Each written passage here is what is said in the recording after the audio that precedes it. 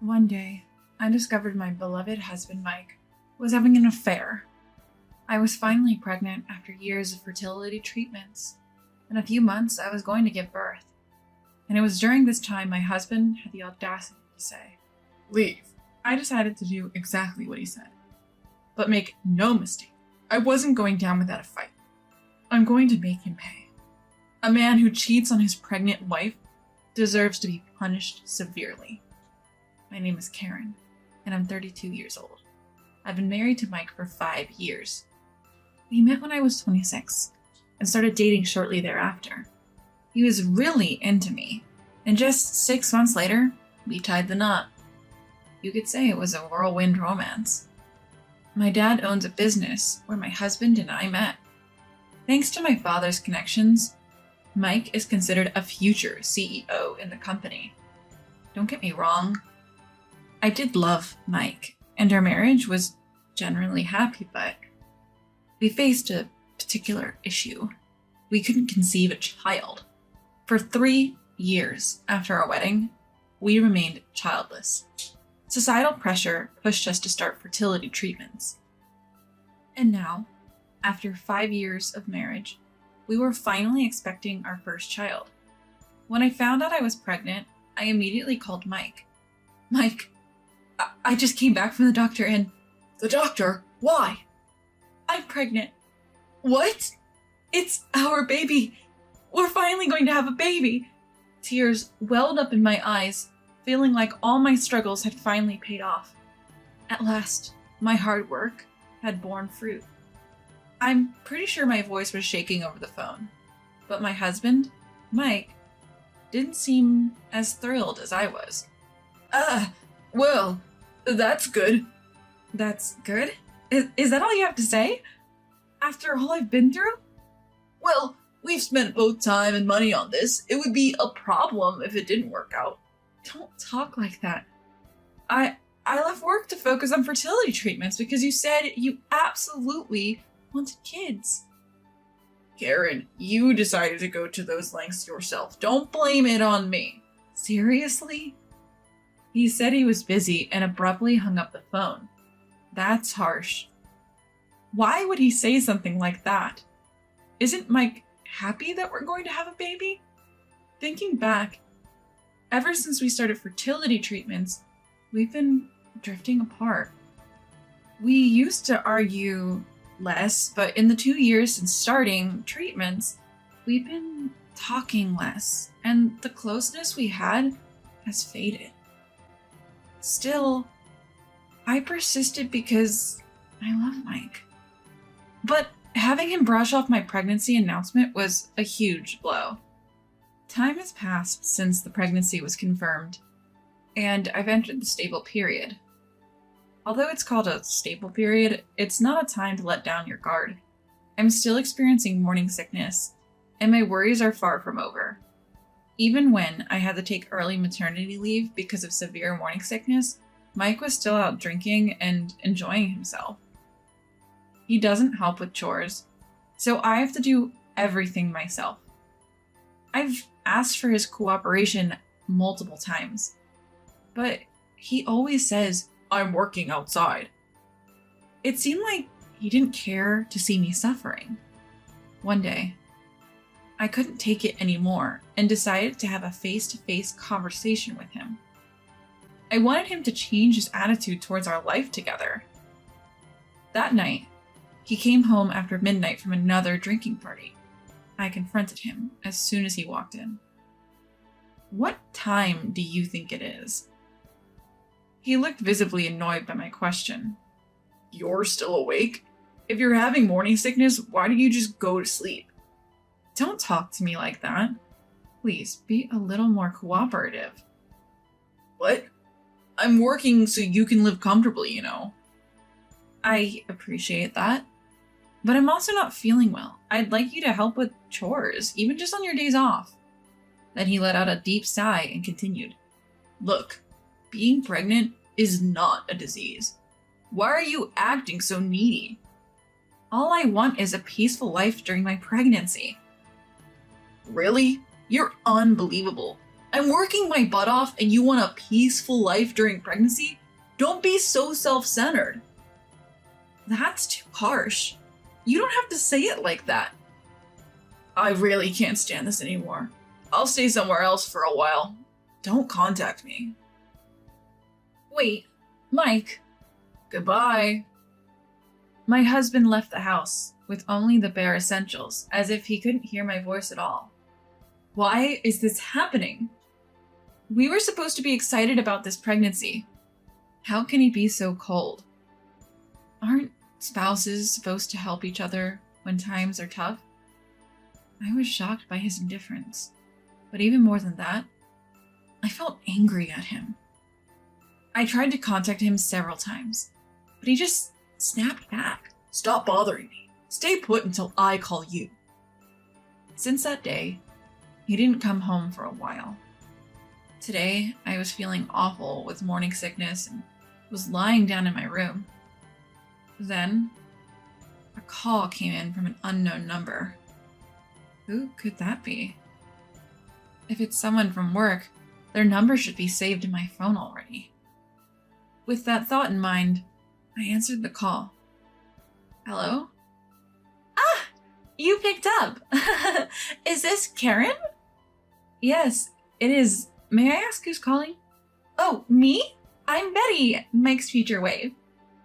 Excuse me? Are you talking about my husband, Mike? She laughed snidely over the phone. Who else would it be? I mean, why else would I be calling you? What's going on here? Future wife? Mike is already married to me. Yeah, so? I'm calling to ask you to divorce him. What? You've got some nerve. Nerve? I'm pregnant. You're... what? A kid needs a dad, right? So, divorce him quick. Bye! Wait a minute! She hung up, and no matter how many times I called back, she didn't answer. This future wife was likely a woman who had some sort of relationship with my husband. While I was struggling with morning sickness, he had been with another woman. I felt a wave of anger and sadness. I can't believe Mike was cheating on me. All those times he said he was going out for drinks must have been to meet her. I couldn't sit still and impulsively called my husband, who was at work. After about 8 rings, he finally picked up. What do you want? You're so annoying. Can't you tell I'm at work? You knew I was calling. Why did you keep ignoring? Whoa, Karen, what's the deal? I got a call from Betty. What? She said I should divorce you. His demeanor changed as soon as I laid out the facts. He was visibly shaken and at a loss for words. I knew then he had been unfaithful. Looks like you were messing around with Betty. She's pregnant too, huh? What were you thinking? Shut up! That's none of your business, Karen. Excuse me? We're married, and I'm pregnant too. So what? Betty actually gets stuff done around the house when she's with me. Unlike you. Look, every pregnancy is different, you know. Enough! Let's get this clear. Betty is my number one. I'm not interested in a middle-aged woman like you, Karen. I was at a loss for words, stunned by his outrageous comments. He continued, thinking he had the upper hand. Betty is young, cute, and far more suitable for me than you are. Suitable? Are you delusional? Shut up! The cat's out of the bag. We're getting divorced, Karen. Really? Of course! Get out! Betty and I are moving into the apartment. You don't belong here anymore. At that moment, an indescribable rage surged within me. I don't belong here. How dare you? You're the one who cheated. I'm done. If you think you've got it all figured out, well, I have a mind of my own too. I made it clear to my husband, who thought He'd successfully manipulated me and was getting too confident. I get it. Then I'm taking all the furniture and appliances. What? He sounded utterly dumbfounded. Any problems with that? Don't mess with me. If you take everything, where will we live? I don't care. I bought all the furniture and appliances, you know. What? No way. Forgot? We moved here 2 years ago for the fertility clinic. You told me to buy what I wanted. Just leave the essentials, like the washing machine and fridge. Fine, but you'll have to pay for them. What? Are you serious? His irritation was palpable, even through the phone.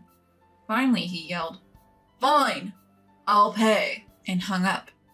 Any chance of rebuilding our marriage was gone. I started packing my things. A few hours later, Betty, the other woman, called again. Hey Karen, heard you're moving out. What about it? Just so you know, I'll be asking for compensation. Compensation? Go ahead, charge whatever you want. You seem pretty generous. Do you make a lot? Who, me? I was just working part-time. Quit that too. So how will you afford the compensation? Of course, it's settled, Mike. The next CEO will cover all the expenses. The next CEO? My husband acting like he's the next CEO is out of left field.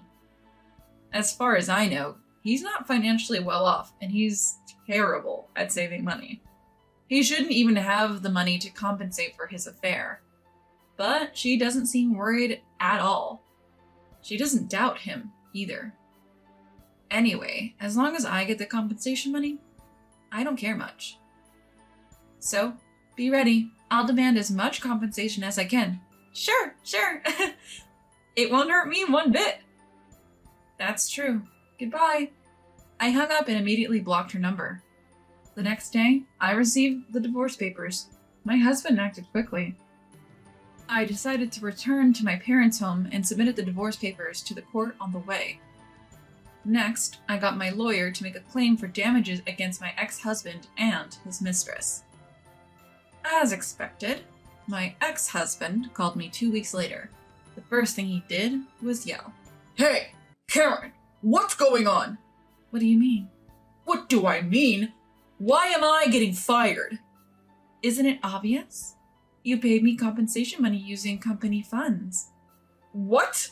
How did you... Did you think you wouldn't get caught? Even though my father owns the company? Well, that's... He probably thought he could misuse some company funds because he had a decent position. I found it suspicious that he paid the full compensation amount right away.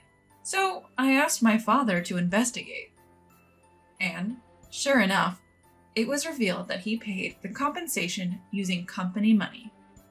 It also came out that he had been embezzling from the company. When I told him this, he was suddenly lost for words and looked pathetic. You're a scary woman.